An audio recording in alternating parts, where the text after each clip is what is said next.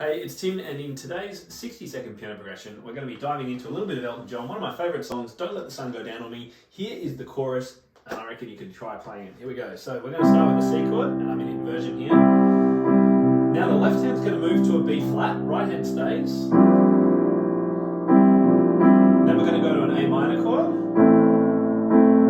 and then to a D chord in the right hand with F sharp in the left hand, this chord here.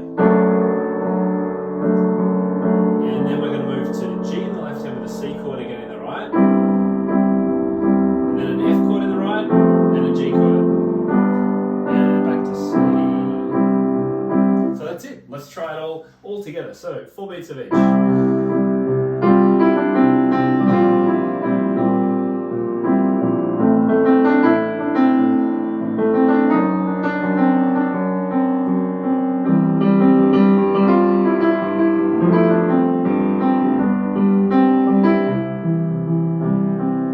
There you go. Try it out and let me know what you think.